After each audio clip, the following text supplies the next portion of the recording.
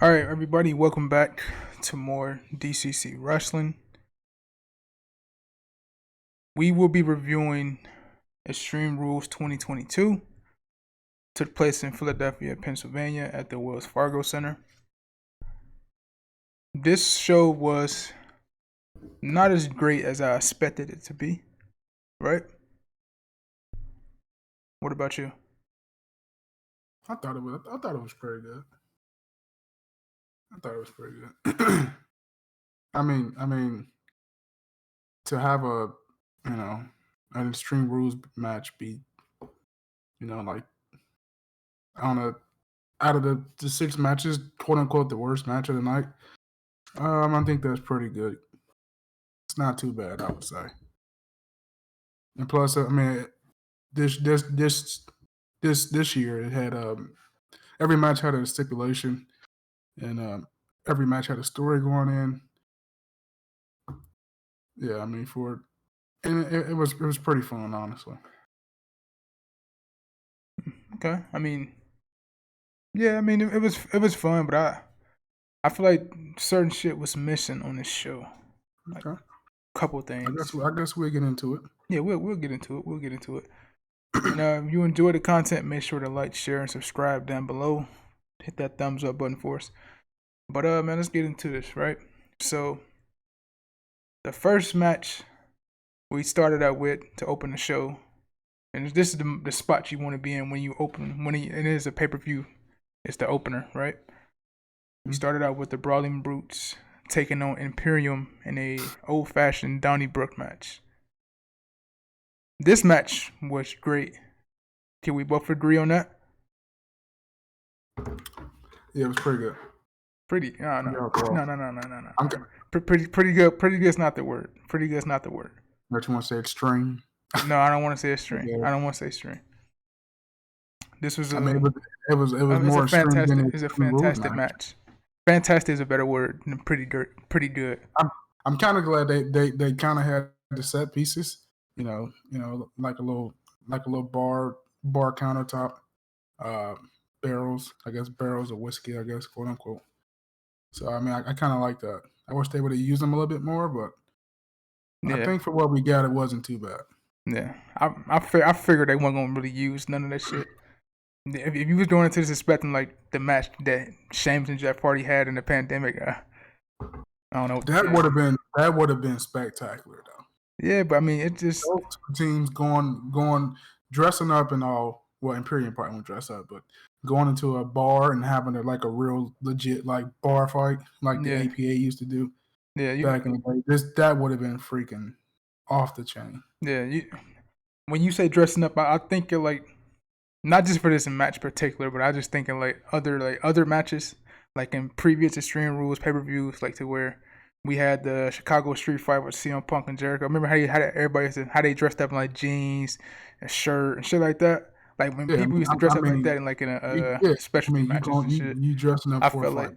Yeah, you're not dressing up for a professional wrestling match. So yeah, I felt like that was like not, I won't say tradition, but that was like sort of the thing you would see in most of these pay-per-views. You would see somebody break out just in regular street clothes and shit like that, but I wasn't expecting that from this match at all.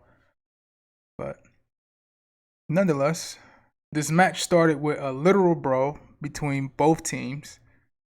After the brawl, the Brutes, Sheamus and Rich Holland tied Ludwig Kaiser in a tree of woe, and they had the shillelagh holding him down while Sheamus is on one end of the shillelagh and Rich Holland is on the other end of the shillelagh, and Butch delivers a basement drop kick. So that was a pretty cool spot. I ain't know the shillelagh was gonna be that big. That motherfucker was huge. That's the first time I seen the shillelagh that big before. Rich Holland also showed off like a feat of strength. Like he deadlifted both Kaiser and Vinci into like a backdrop position, which I thought was pretty dope when I saw it. Just displaying the strength of Rich Holland. We all know how good Rich Holland was when he was in NXT before he had that accident and broke his tibia, fibula, or something like that. He was pretty good at NXT. I ain't gonna say he was good. He still needs a little work. He's kind of built for like the power spots, so I get it. He had a pretty good showing, yeah. but I wouldn't say necessarily he's good. You want to say he was on his way before he got hurt? Yeah, I mean He had, he had a the period there where he was pretty no doubt. special. Like you saw it, like The way they were showcasing him, yeah. Yeah, they people were comparing him to a young Brock. I wouldn't go that far, but I'm saying like I mean he has the look of a young Brock. He does have the look. Not to get off topic, but just But man, that was impressive to me. No, it was a impressive feat of strength. Yeah, if you can deadlift two dudes, yeah, no doubt. Imperium started working over Butch. Once they worked over Butch, Sheamus rose.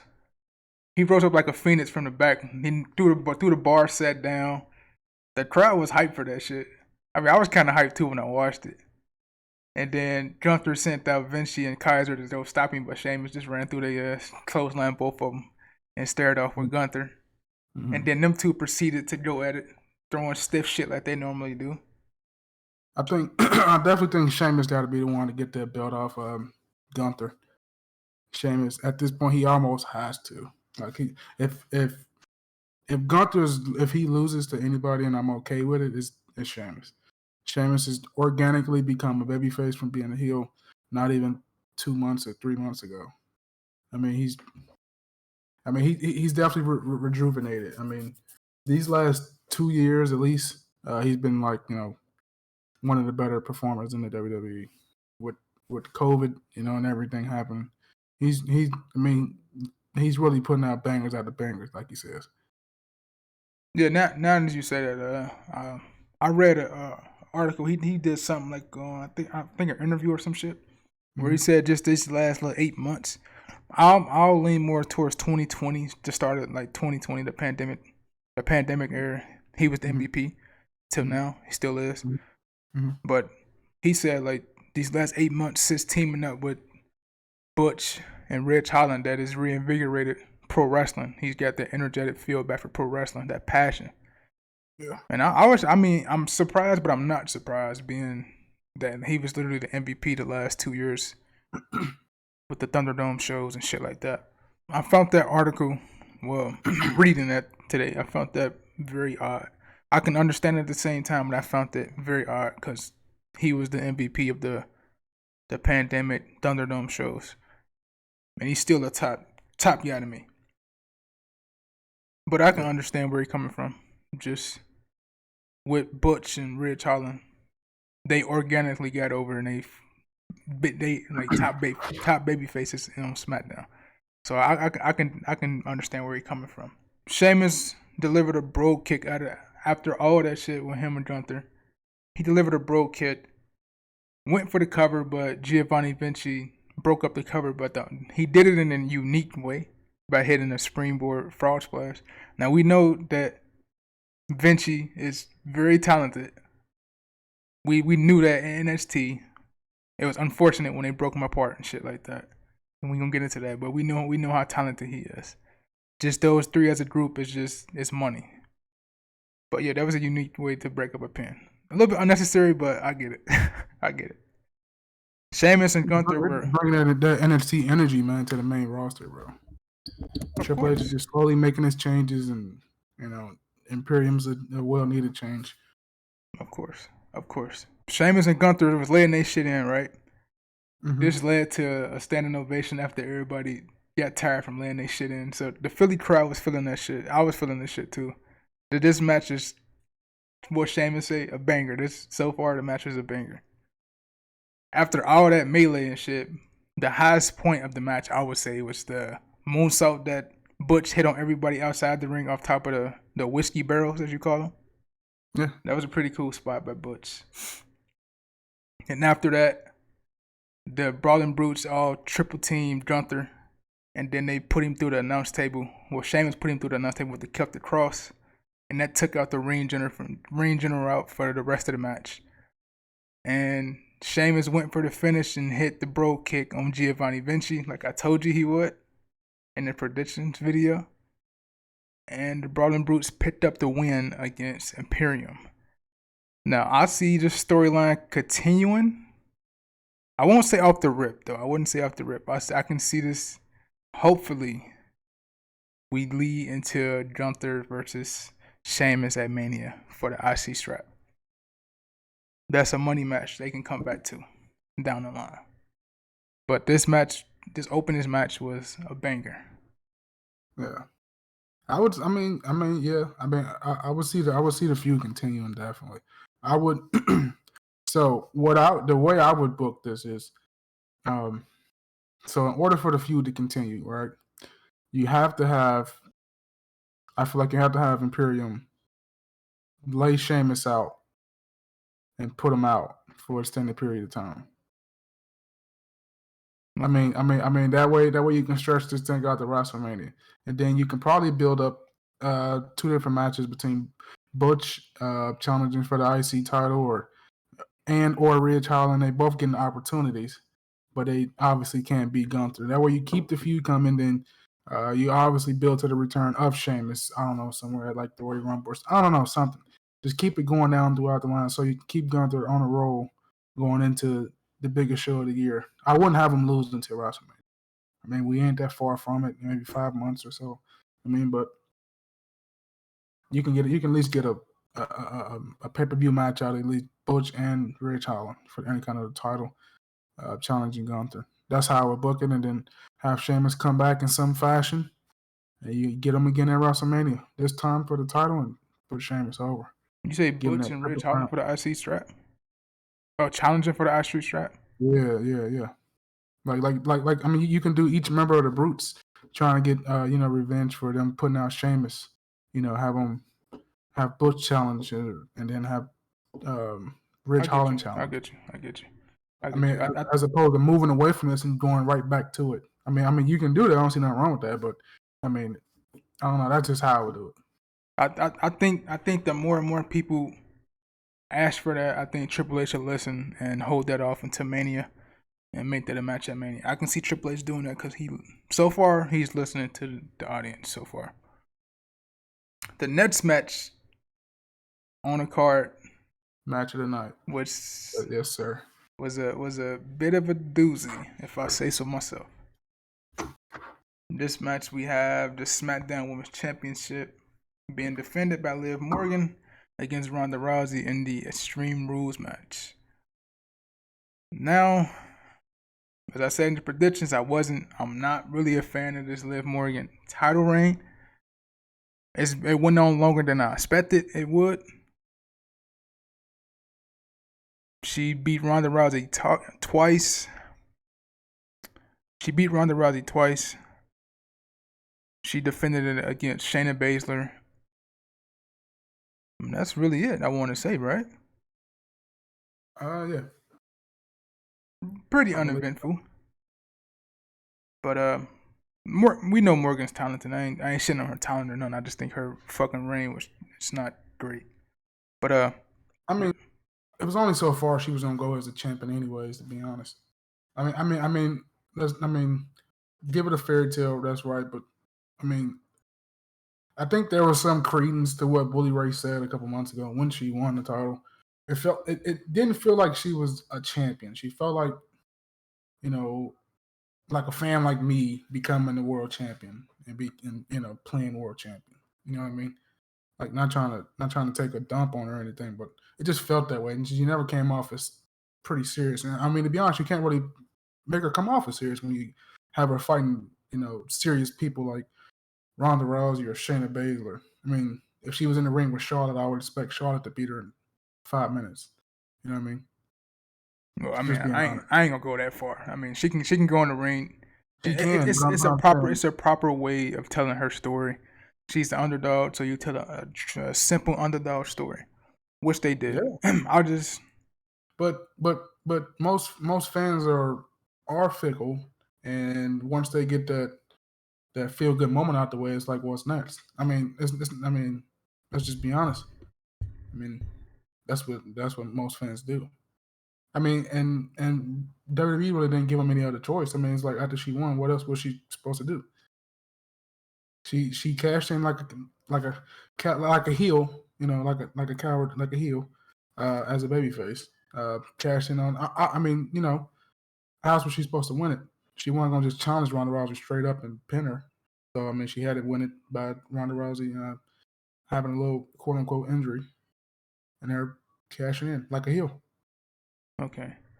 Now, the fans in Philly wasn't feeling Ronda at all from the jump. Once their music hit, she get that little pop, But she got to the ring, they wasn't feeling her. They booing her from the start of the match to the end of the match, which is not a bad thing. I think Ronda's better off as a heel anyway. Yeah, she's not very likable. I mean, I wouldn't say that. I mean, Ronda's cool. She's cool. I think the money with her is being a heel though. That just means in wrestling terms, probably. she's better as a heel. Probably. But I thought Michael Cole had a great line at the start of the match where he said Ronda doesn't need a weapon, she is a weapon. That's a pretty dope line. I like that line when they put that out on the commentary because it's true. Like this stipulation, like Ronda don't need no weapons to beat Liv Morgan at all. She can just beat her straight up. So I thought that line was pretty dope. Now this thing with the baseball bat, Liv Morgan introduced the baseball bat, but she barely used it. She probably used it I'm being generous, probably once or twice. But the majority of the time, the baseball bat was getting used to her. She was the one who introduced the damn bat in the first place. Now, Liv Morgan went for like should have brought a handgun, to be honest. No. Should have brought a handgun. No.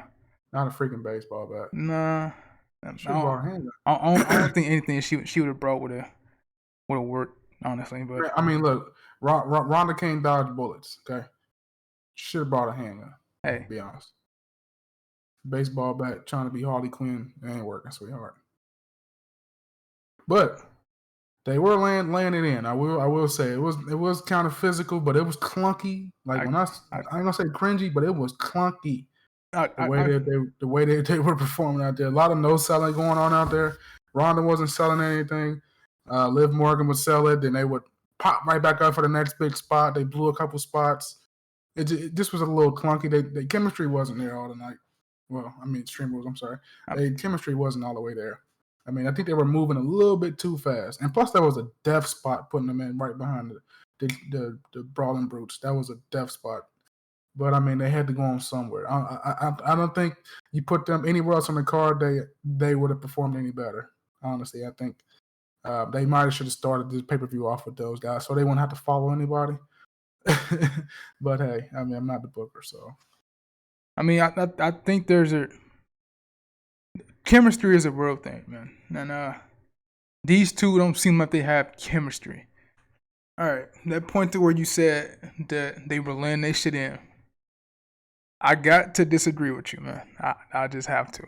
Because some of those shots in this match were fucking ridiculous to me. Yeah, I mean they were work shots. I mean, of course. I mean, you ain't trying to go in there to hurt nobody, but I think the first set of shots that Ronda was doing was hitting or landing with the bat were supposed to be playful, so I don't really count those shots.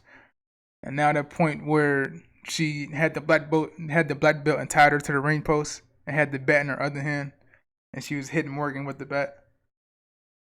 Yeah, those shots were fucking ridiculous. Yeah, that looks stupid. I'm obviously not talking about that. Come on now. I'm like, give me a little more credit. I'm like, that's not the move, bro. That's not the move. They shouldn't even introduce the bet. They was better off using the damn kendo sticks. Yeah, that whole spot was clunky. I mean, she tried to tie her up with a fucking jiu-jitsu belt, and the fucking belt came out when she tried to go get the bat, and she had to make it. It just looked stupid. I mean, they should have just abandoned the whole fucking spot. I mean, I would rather much you put her arm in the chair and I mean her arm in the steel steps and drop kick the steel steps and do that crap, or stretch her the fuck out and like a backbreaker on a ring post or something before you do that. It just looked like pitter patter to me. I mean, obviously, they trying to work as best as they can, but they should have just abandoned that spot completely. Now, after that spot. The fans were asking for tables during the whole match, pretty much. And after that spot, Liv Morgan brought the table into the ring, and she just made it a fucking tables match. That's a scream that she got. That probably would have been way too easy though. I mean, that's what the fuck they need. They didn't need nothing hard. The Extreme Rules match isn't hard. Just I mean, just clearly about it is how for them you, two. huh? Clearly it was for those two. It wasn't hard. I mean, I didn't even see a freaking kendo stick. they just Kendo didn't stick is a WWE staple. they just didn't have chemistry. That's all it is. They just didn't have chemistry. But Morgan introduced the table. Hey, can I interject one point though? You know I'm gonna say something about you saying they needed chemistry. Bobby Lashley and Omos can put on a better match in an Extreme Rules match than those two can, and that's a mighty feat for the Almighty. I'm just saying, and those two don't even need chemistry to do that. And the fact that you're here telling me that, giving them an excuse of them needing chemistry after they already had a match already for the title, that's really embarrassing. You need chemistry to cause havoc? I don't think so. I just think that they were just moving too fast. The spots that they put together were too clunky. They just needed to slow down a little bit. Morgan introduced the table, and she went to set up Ronda on the table, and we saw this spot on SmackDown in the match with Liv Morgan versus Lacey Evans, where Liv Morgan delivers the top rope senton, and she delivered it on Ronda, and she went for the cover and got a 2 count off of that, which she wasn't going to beat Ronda off that, no way, no how anyway. So not really a surprise there. But then the finish of this match, which is just it looked like it took a while for them to do whatever the fuck they were trying to do. Like after Ronda kicked out, Ronda went immediately to the armbar, and it was like taking fucking forever for her to put this armbar on or completely connect it, to the point to where she started to alternate it and just single out the arm by itself. And Liv Morgan's head is just punctured up against the damn table, and she taps out. Meanwhile, while she's tapping out, she's smiling. I don't know what to think of this fucking finish or just this match in general. This match is just, I didn't expect Ronda to win. I thought they would have Liv Morgan win and at least have her carry the belt into the Royal Rumble and lose it there, and have Ronda win there.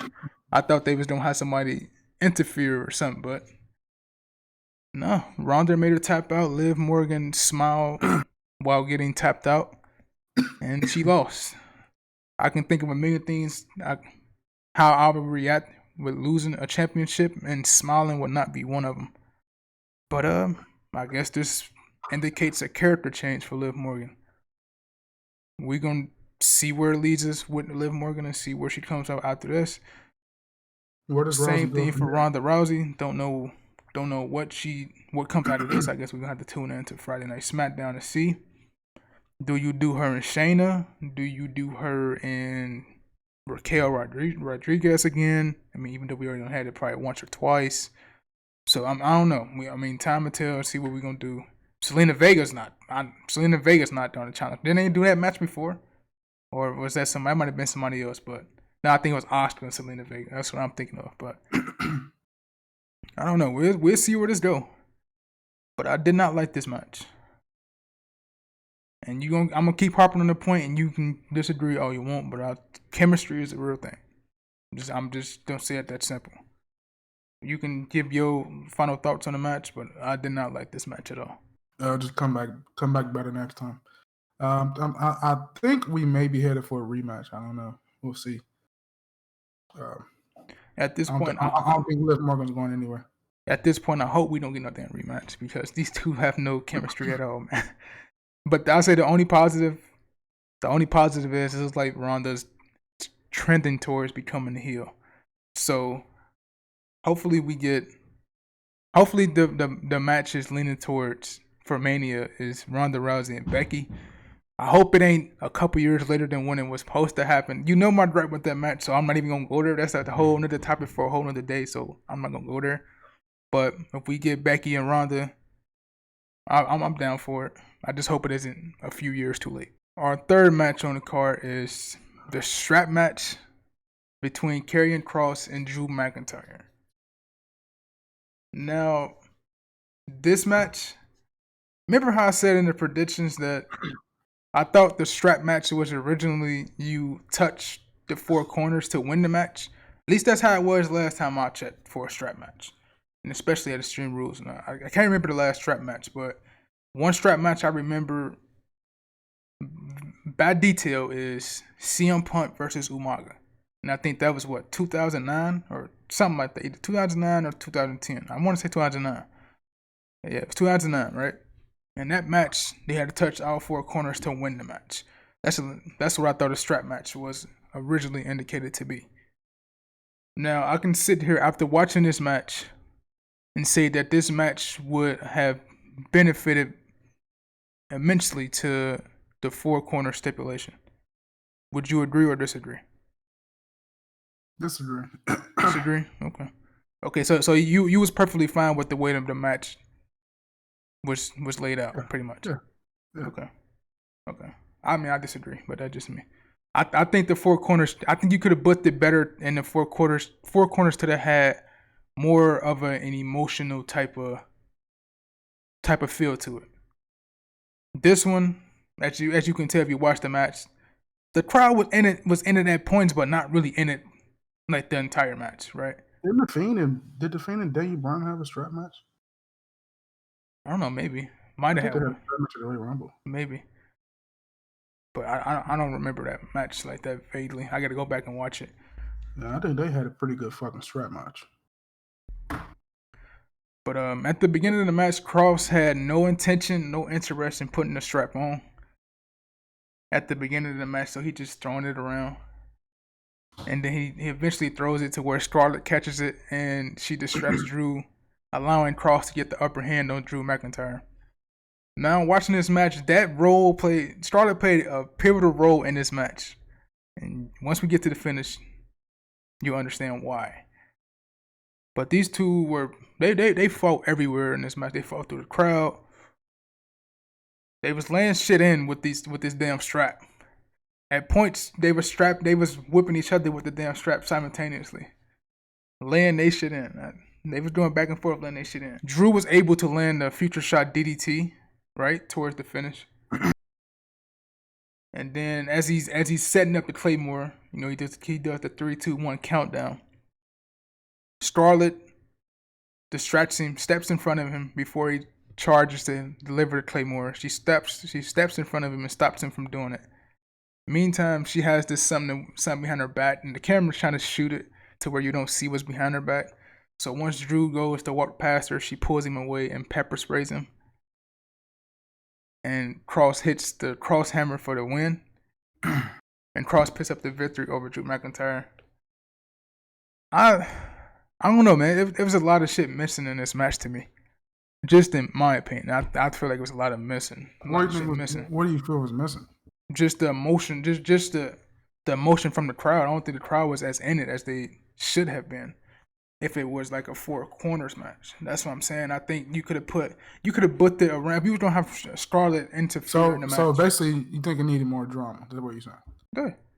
I think you could have booked it to where if you was gonna have Scarlett be the ultimate denominator in the finish, you could have did the four corner stipulation to where Drew was about to. He's inches away from that final fourth tap on the corner to win the match. And Scarlett does something. Low blow, something. She does something to stop him from hitting that fourth turnbuckle pad, right? And then the crowd, Cross and them is getting the heat, and Cross ends up winning the match. Like he put Drew in the sleeper, chokes him out, and then touches out four corners to win the match. You have it to where Scarlett played a role, and she ultimately cost him the match, right? And Cross picks up the win. So you ultimately doing your same thing that you did in this match, just with more drama added to it with the four corner stipulation. That's why I think the four corner stipulation should have been in this match. I think they still could have worked it away. I agree with you saying that they needed more drama in the match, right? To keep the fans invested. So I agree on that point, but I don't think it needed the four corner green light spot. Just because you can simply work this same style of match just work it in a way where somebody has to fight from behind. So in this case, I mean, you're not gonna make Drew look weak, right? But you could have worked this match away where Karrion Cross is just getting the upper hand and just beating on Drew and beating Drew down with the strap, and Drew's trying to fight, but he just can't get back. And then you get the people behind Drew, and Drew, is willing his way back, and then it makes what Scarlett did at the end of the match more impactful when she does stalls Drew's more momentum with the pepper spray and allows Karrion Cross to pick up the win that way. So they had a match that you expect that they would have, like a house match, like a strongman match, uh, but they just could have worked it a way better where Cross gets more heat first and then Drew gets the babyface comeback, but you get the valet to halt his momentum, allowing the heel to pick up the win, which is sort of what they did, but they could have built the heat a little bit better. I mean, I know they get away from the strangulation, wrapping the cord or the strap around somebody's neck because of just how sensitive everything is nowadays. But stuff like that builds drama, or or a little bit of color. I mean, I know we don't do it that much in WWE, but a match like this with these kind of guys you need those elements to build that drama up. If they would have built some of that drama up, it would have been a little bit better of a match. But I mean, I do think the right outcome did happen, and I do like the touch of Scarlett Cross and Drew McIntyre match. That way, you can set something up again, maybe a crown jewel. Like, I don't know, we'll see. But I mean, I think the issue is not done. We're coming back to this match, but I do like Cross and going over here. I think the story is it's still building momentum. I mean, we got to give it a chance to see what part 2 does. Yeah, I'm pretty sure we're gonna have something, maybe a steel cage or something. But I mean, I think Starlet can still get involved in a steel cage. Maybe they have to suspend her in a shark cage. But I think no matter what the stipulation is, she can get involved in some way, somehow, some form of fashion. So either way, I think I still think it was a good gonna win match. feud. What? I still think it was a good match, though.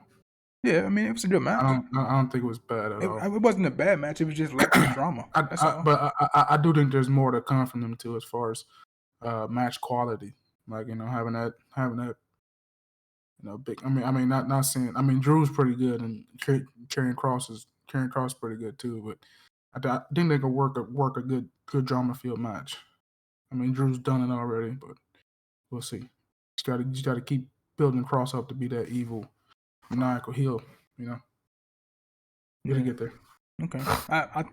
The match was good, but I think their next match will probably be better. Our next match we have is Bianca Belair and Bayley in a ladder match. The outcome of this match surprised me. Bianca picked up the dub here. I didn't expect her to pick up the dub. I thought Bayley would have taken the title because I think she needed the title more than Bianca did it at this moment. I disagree. She could at least held it to the Rumble or something. Mm-mm. But it's like now, where does she go after this? Her and Damage Control. I mean, she's a heel, so I mean, she got to keep trying to fight to get the title. I just don't. I mean, I picked her to win this match just based off, Bianca not having any help. I was kind of iffy about it anyways in the predictions video, but I mean, I don't think Bayley needs the title right now. I mean, she's just not over enough. Bianca's the best thing going on Raw or SmackDown. The only way you can beat her is, I mean, Bayley probably has to pin her again, honestly. And I probably think that's coming down the line. I just want to put the belt on Bayley just for because I don't think Damage Control is over. That's fine, but I just think this was the opportunity for them to get the belt off of Bianca without her losing or getting pinned. You get what I'm saying? I understand that. A ladder match is easily booked to where a person can lose the match without losing, like getting pinned, getting their shoulders pinned to the mat. Mm-hmm. So they could have booked it away. Damage Control did come out there, and Bianca did one hell of a spot to where she lifted both Io and Dakota up for the KOD. But still, they could have did something else to where they costed Bianca the match and had Bayley pick up the title here. Mm-hmm. and just had damage control with all the championships. Because now, So if you do that finish, what does that do though? what do you mean? What does that do? What do? Like if you do have Bailey win, I mean obviously it kind of protects Bianca Belair, right? But she has the title. Then what? She's the chaser. Bianca The money in wrestling. The money is always in the chase.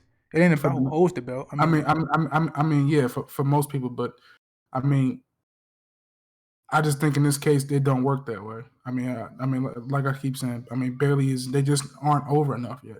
I mean, I just wouldn't put the title on it just to establish them as the new. I mean, that's basically what you're doing if you put the title on it. You're just establishing them as the new thing. But I mean, they already got the tag team. But how would you know unless you do it? How would you know She what? could have got the belt and then could have been on fire after that point. You don't know. Just cause people ain't feeling the shit now don't mean if she got the belt they wouldn't feel it after. That's all in her performance as the heel, as the wrestler to make that shit happen.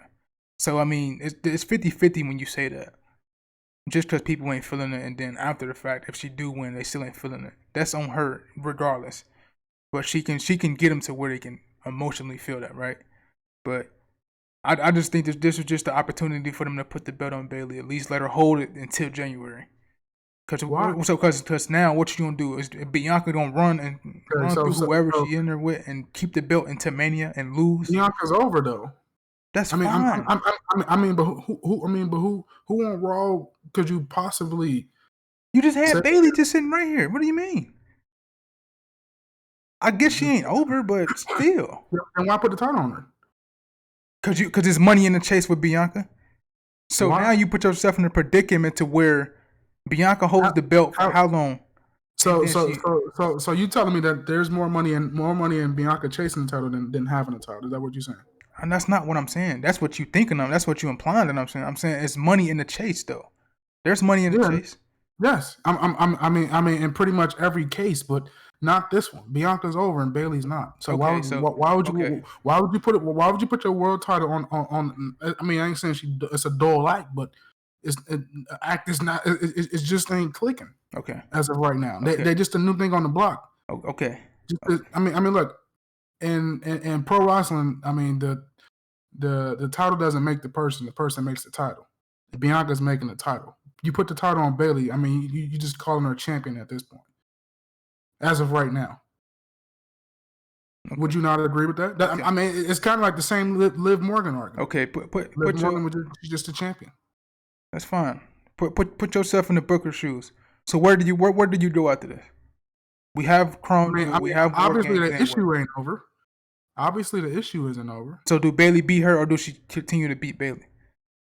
Well, I mean, this probably wasn't the time for. I mean, eventually Bailey's got to win, right? Eventually, if she gonna keep chasing, right, to establish a new thing. So, what I would do is build these two women up until Survivor Series War Games. You clearly have an issue with damage control, right? Running around, they have the tag titles, correct? So they have already put Aaliyah out, right, on the shelf. Now they're attacking Raquel. Okay, then you have Bianca. Then they just put Asuka and Alexa Bliss out, correct?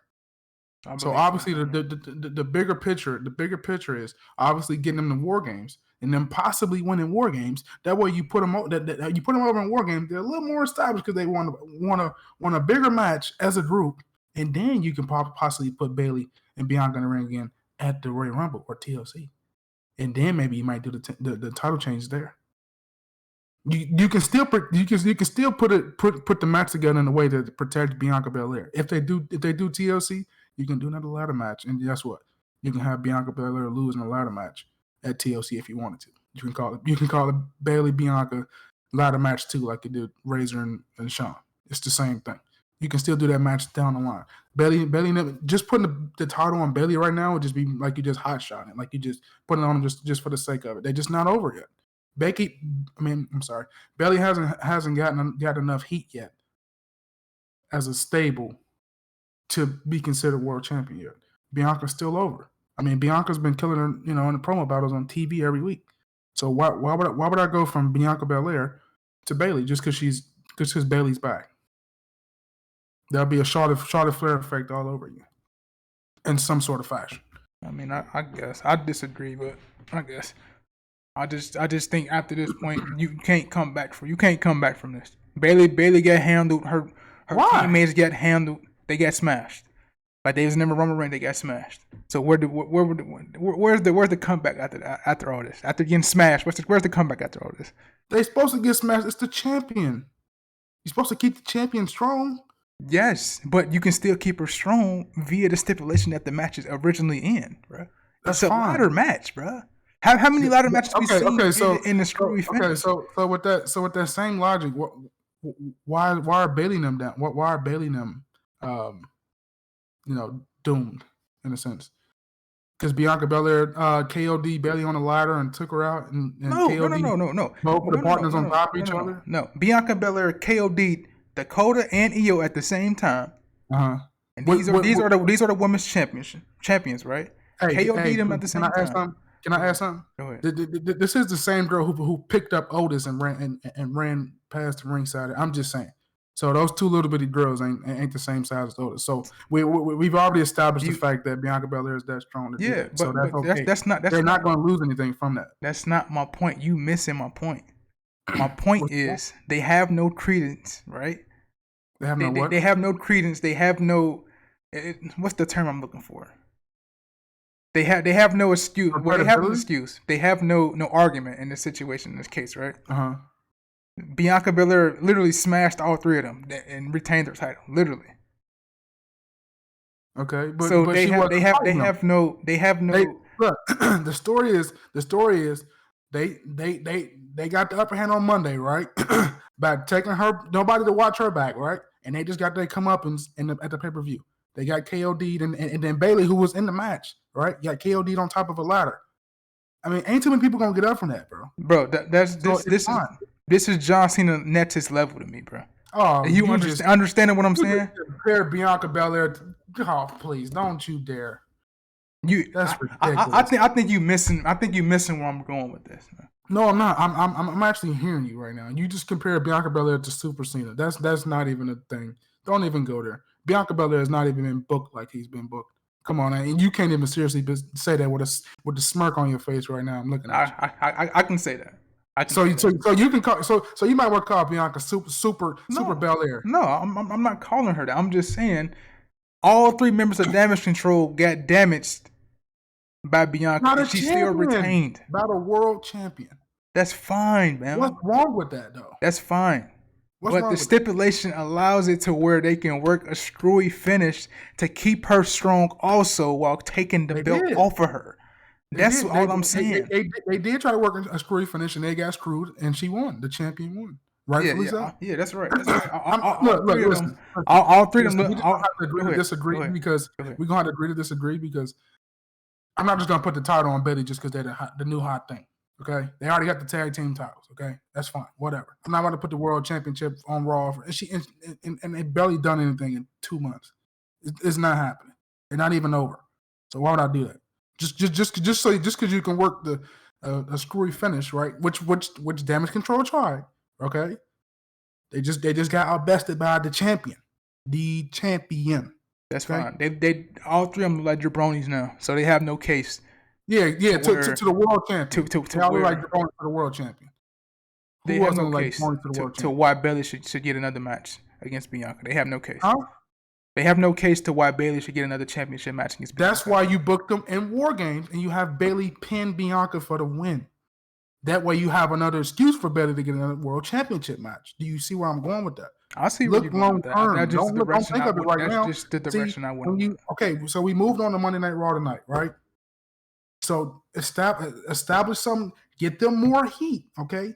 The reason they put out Asuka and Alexa Bliss was to give Damage Control more heat, okay? You keep building up the heat up into War Games, okay? I'm hoping, this is my hope that they're going to do, okay? Then you can have Damage Control win that match. You can have Bailey pin Bianca, and you can have them fight again for the world title again. This program is not over. We know that, right? Correct? Yeah. Would you agree? Okay, that's the way you get there. Then you can get the Bailey being the world champion. But right now, Bianca just better. She don't need to be losing the title. Period. Point blank.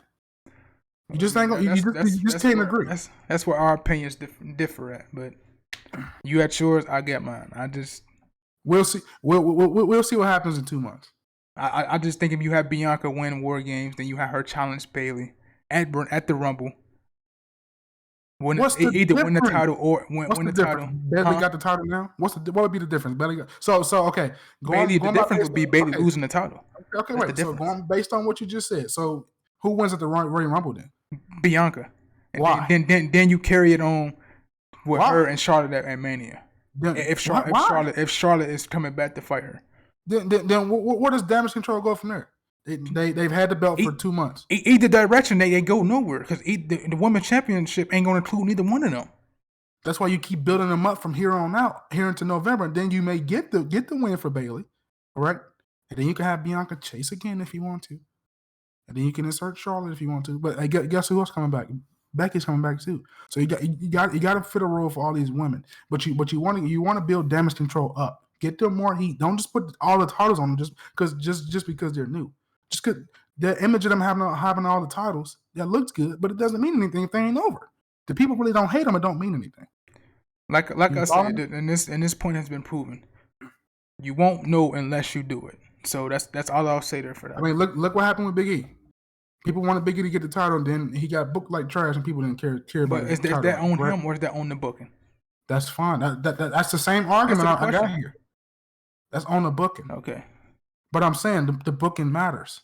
That's what that's why in this case you don't have Bailey win the title. Because what does it mean? That's fine. What does it mean? Answer the question.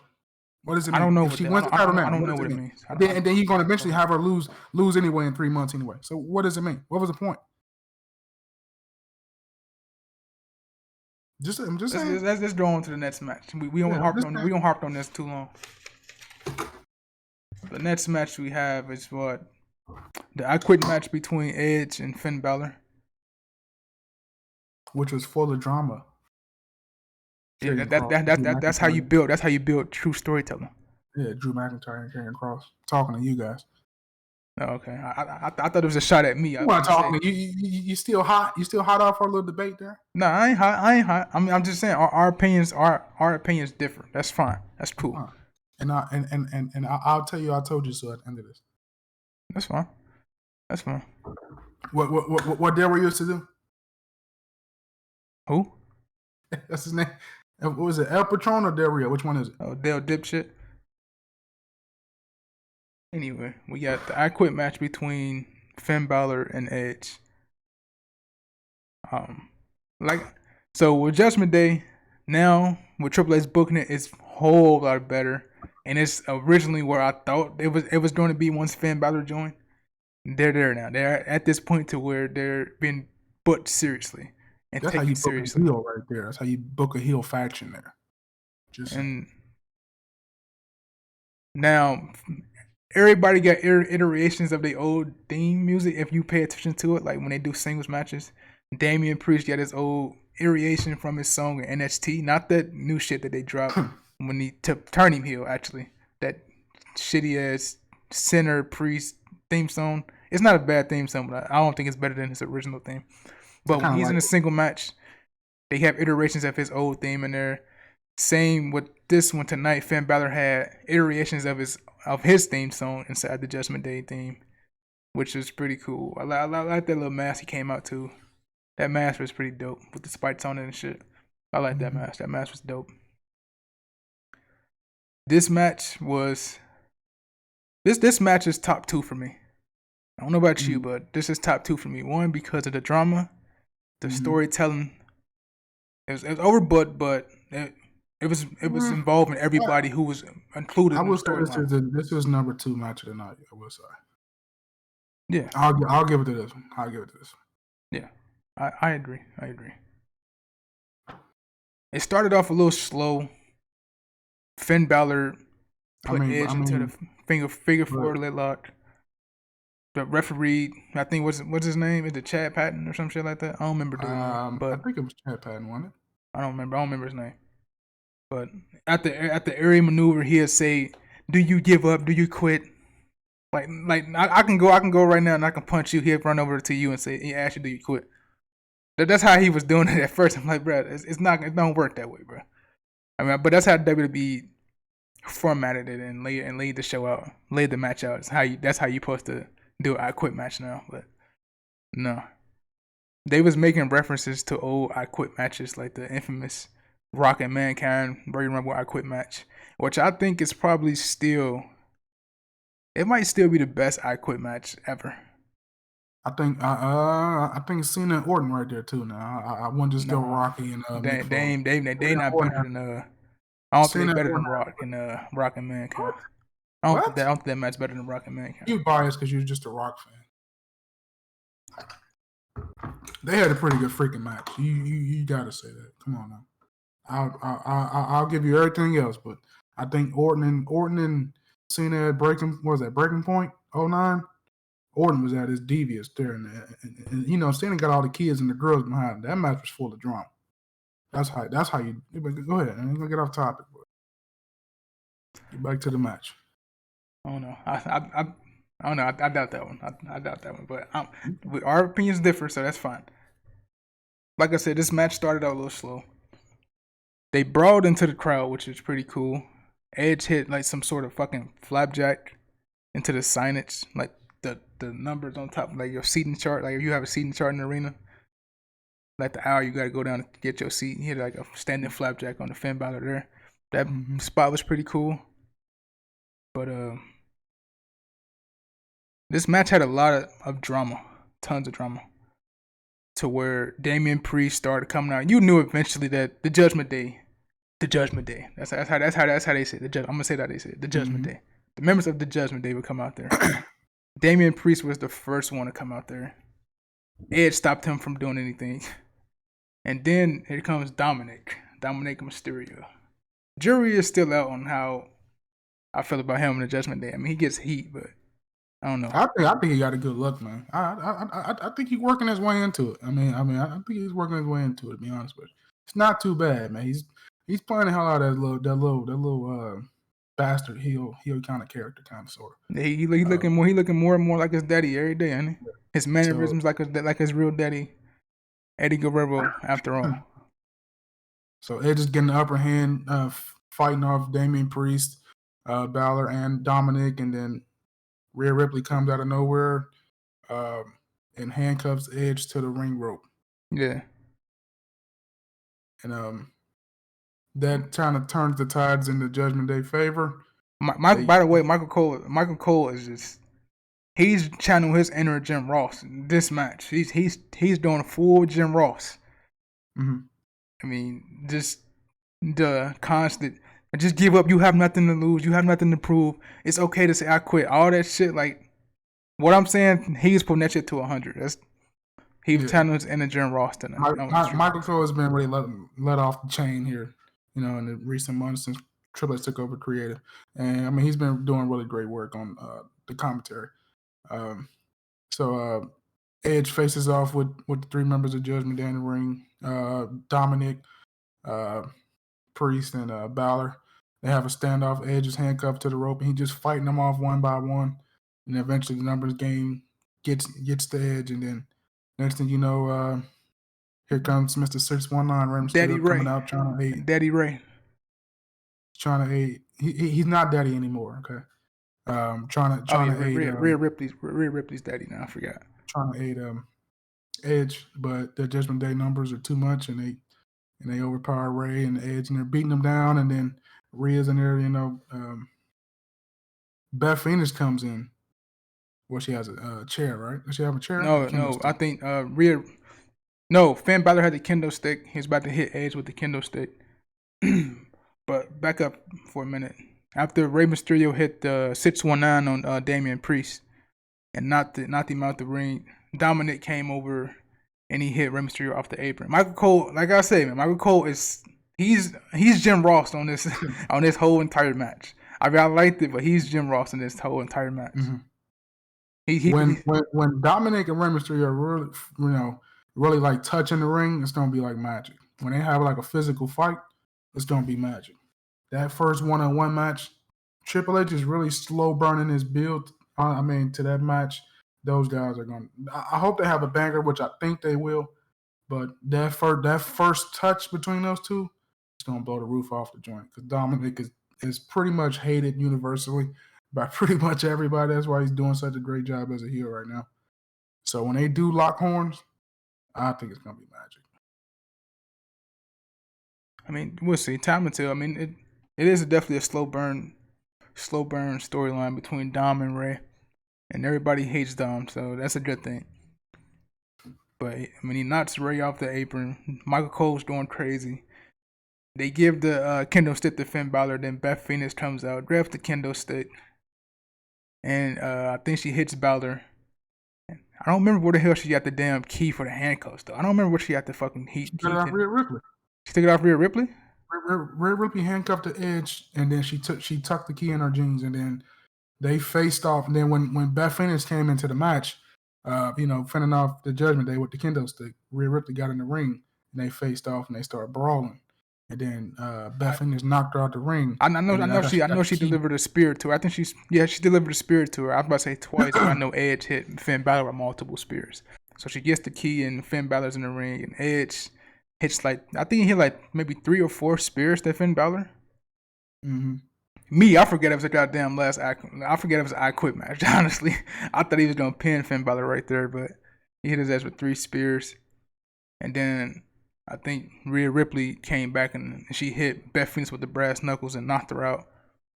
Got tremendous heat for that spot, which was a good spot. I'm loving Rhea Ripley in this damn Judgment Day faction though. I like it. And they went outside the ring, got chairs, got about 2 chairs. And you knew where this was going. They placed Beth's head on one chair, and they had Edge watching as Rhea is holding the chair. And Finn Balor's asking Edge, do he quit? He didn't say nothing at first, but once Rhea raised the chair, he slowly leaned into the mic and said he quit. And then they ring the bell. And Finn Balor's like, what you say? Edge didn't say nothing after that. And then Rhea just fucking end up hitting Beth Phoenix anyway with the damn chair. And then that just stopped everything. So that's why I say when drama's involved, it's better for the whole match. That's what I think most of these matches were missing. That's why this match and the Brawling Brutes match so far are the best 2 matches so far to me. But we'll see where we're going after this. I think Edge would be out. I want to say Edge probably won't be at Survivor Series. I just don't see that. I think he is. I mean, it's one of the big 4 pay-per-views. At least I would. Okay, so we know the War Games is coming, but I don't know who. I mean, what matches are in War Games? I would say as of right now, the top 2 as far as storylines as far as heat are concerned. I mean, it's got to be the top 2 factions, quote unquote, on Raw. I mean, Judgment Day and these guys. Judgment Day and Damage Control, both groups are in brewing storylines with different groups of individuals. So, I mean, that makes more sense, but you also don't want to have off. I mean, Roman Reigns is going to be on the card, so Bloodline is going to be on there one way or another. So, I don't know if you just do Bloodline War Games match versus I don't know whoever. That's up in the air. So, I don't know if Judgment Day. I would personally put Judgment Day in War Games.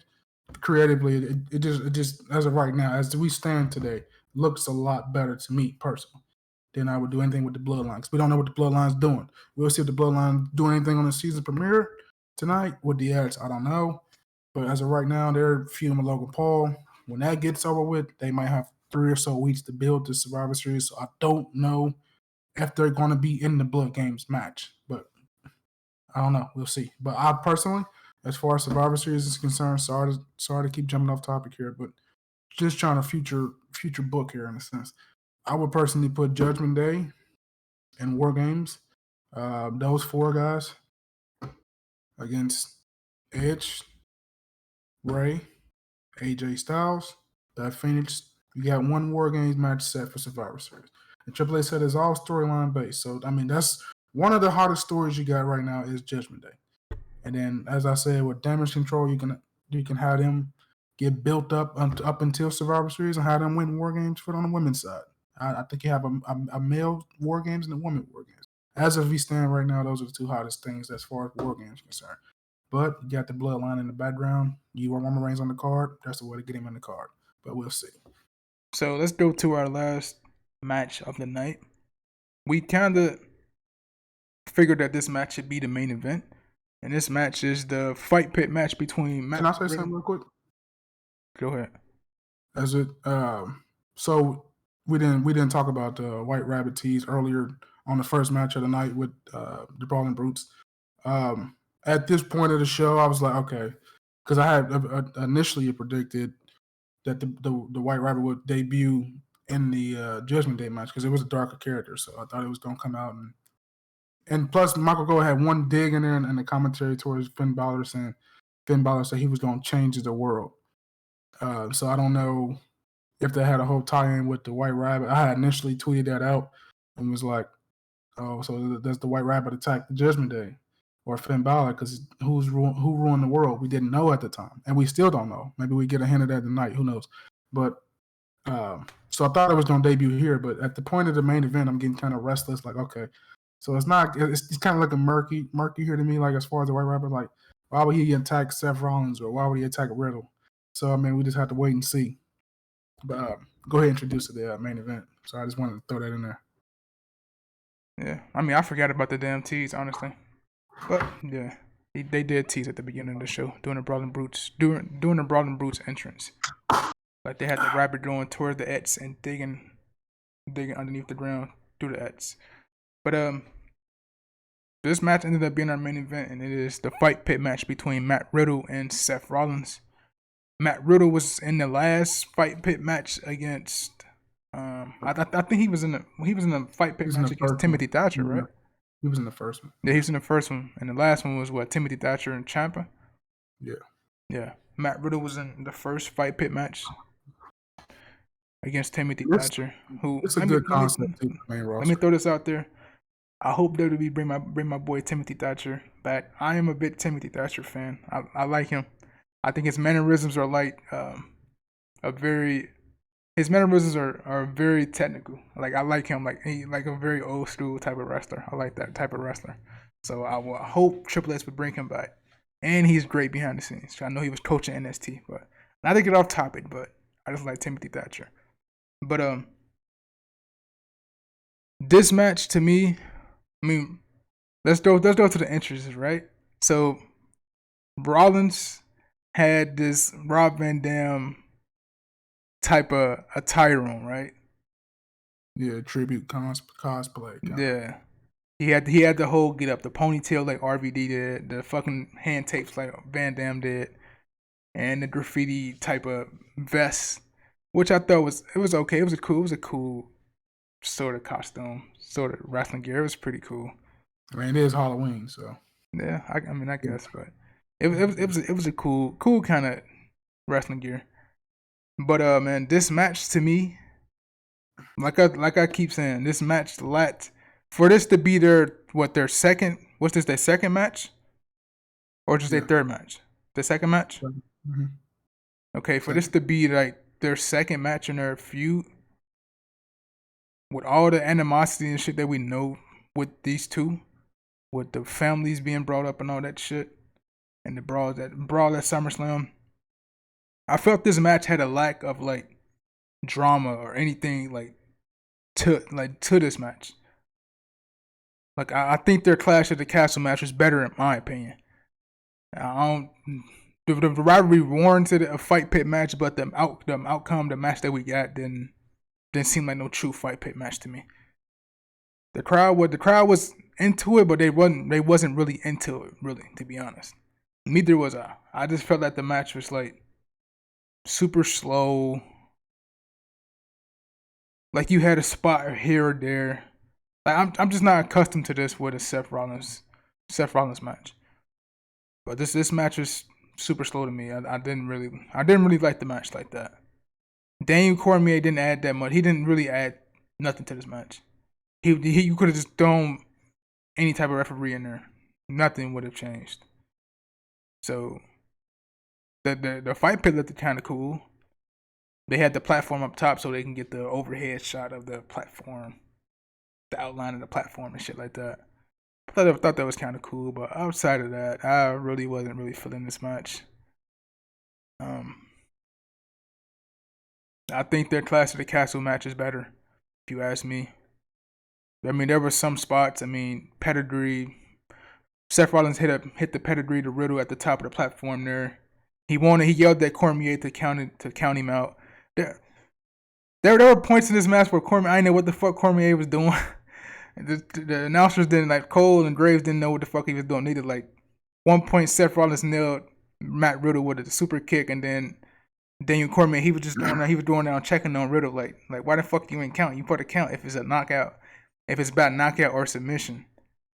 He was just doing that, just checking on Riddle and shit, not counting. And he supposed to instantly count. He just checking on him. Like, I'm like, what the fuck is he doing? Like, any part referees just count. But yeah, this match was out of sync to me. This match wasn't great to me. And What do you think made it out of sync? Huh? What do you think made it out of sync? I don't know. Just the overall feel of the match wasn't. It just wasn't there for me. Like, it just wasn't there for me. I think what played a big part into this though, into the match not being as great as you would think it would be, being the fight pit. Lack of drama, probably, and restlessness from the crowd. Want to know what's going on with the White Rabbit. I think they played a big part in it because up to that point we didn't know what was going. Like I said, I was restless too, so I was like, and plus the match didn't really do much. Because previous fight pit matches, the last two, were a little bit more physical than this one was. You had Timothy Thatcher getting his tooth knocked out. In the first one, so yeah, I think they should have been a little bit more physical here. I don't know if you want to bleed in this instance, but I think people pop for blood. So, I think if you could have got one of the guys to bleed hard way or worked. I know we don't like doing that, whatever. But I think that probably would have helped the drama aspect of the match. I just feel like the crowd just was restless at that point, to be honest. It wasn't a bad match, but it also wasn't a great match either. And with these two, you should get a great match. But we got a fight pit match on the main roster. That's all I could pretty much ask for. It should have been a little bit better. Yeah, I agree with you on that part. The highest point of this match is when Riddle delivered the Broton from the top, from the platform onto Riddle's at the bottom. Other than that, there really wasn't there's nothing exciting for me in the match. I think the callback spot to the Benson Henderson leg kick off the cage. I think that was pretty hard. In the springboard, quote unquote, frog splash off the cage. I think that was a nice spot too. That was cool. Nice tribute spot to RVD. I think it was okay. When he said Seth freaking Rollins, yeah, that was pretty cool. Bro. I think off the top of the platform. Now that's a better RVD tribute in my opinion. But you don't want to get hurt, but that's what I would have done. This match wasn't it for me. And the finish came with Riddle doing the arm triangle. The finish was kind of sudden. I don't think nobody was expecting that finish. I certainly wasn't expecting the finish when it happened. I said, "Damn, this the finish." Like, see what happens when you don't have no drama. Wrestlers play a part of it too. Everybody was excited and anticipating what the White Rabbit would do, since we was going down toward the end of the night. But no, the drama aspect wasn't there, and that's to the finish. The finish was flat and it was unexpected. So Riddle won with an arm triangle, and that was it. Daniel Cormier played no part, and shit, that was it. He was in there a little bit. He was getting a little. I ain't gonna say getting rough and tossed with him, but they would yell at him. Yell at him or something. So ain't much Daniel Cormier can really do. If he's just doing a one shot here, I wouldn't. I want to get the fans' hopes up and have them build towards something that we know is not going to happen, or let him get physical, and it's not going to lead to anything. You know what I mean? And then you're just going to be right back at square one. So I get where they were coming from. I don't think it was that bad of a deal. I think he served his purpose. He just was the referee. So I mean, yeah, he struggled at points, but I mean, who wouldn't for the first time stepping in the a main event scene in the a wrestling ring and don't know the aspects of professional wrestling. So I mean, I think he did okay. He did fine. Wasn't too bad. All right. Well, after that match, after the finish, Cormier and Riddle are making their way up to the ramp. The lights suddenly go dark, and this is the moment everybody, you, me included, everybody Can't forget watching the about video. that trademark. You can't forget about the trademark, the Triple H trademark pop up going off the air spot. He brings some NXT all the time. The lights go out, and the moment that we all been waiting for, the crowd was waiting for, they were so restless for. Well, I don't think they was restless. I think they were just waiting for it. They was anticipating it. So that's where all the energy came from, was that moment. So the lights go out, the fans go fucking bonkers, and then we hear he has the whole world in his hand. And they showed to previous things of Bray Wyatt. So you got the pig. Hush gets the pig, the first thing to pop up, right? Then I believe it was Mercy the Buzzard after that. Mm-hmm. And then it was our favorite, Rambling Rabbit, everybody's favorite, Rambling Rabbit. Mm-hmm. Then it was Abby the Witch. Then we had the burnt iteration of The Fiend, just the mask, on Michael Cole on the announce table. And then we have the final shot of The Fiend, which got like the biggest pop. It wasn't Bray though, it's somebody that's standing in for Bray. I like that shot. I like the shot though, how the camera zooms in and fades out of The Fiend. I like that shot. And then we go back to the stage to where there's this bots in the door, just standing at the middle aisle of the stage. And the door opens. And we slowly anticipating what's coming out of that door. The blue lights illuminating. Right? Looking like Brody Lee's debut as the Exalted One. Yeah, I heard that there was a lot of tributes to Brody Lee in that entrance. I think they said one of the puppets had one of the masks on that Brody Lee had when he was doing the Bludgeon Brothers gimmick. I didn't really pay attention to it when it happened. So, but yeah, the blue light eliminates, and then we get the light shut off, and then we get the lantern slowly coming out the door, slowly coming out, and he gets past the door, and you see all you hear is holy shit, holy shit. That's a holy shit moment for sure. And Bray has the mask on that's kind of similar to Ethan Hart's Black Phone. And he goes to take the mask off. And he gets one of the biggest pops in quite a long fucking time. And Bray Wyatt, man, I don't know what the fuck with that rationale. Well, we know, but that rationale was of them releasing this dude. He was just too creative for his own good, I guess. But when he took that fucking mask off, the pop he got was fucking outstanding, fucking incredible. And he goes to blow. He looks into the camera for a minute, like I'm doing now, a little bit. And he goes to blow out the lantern. And the show ends with his logo plastered being the last thing you see as it fades to black.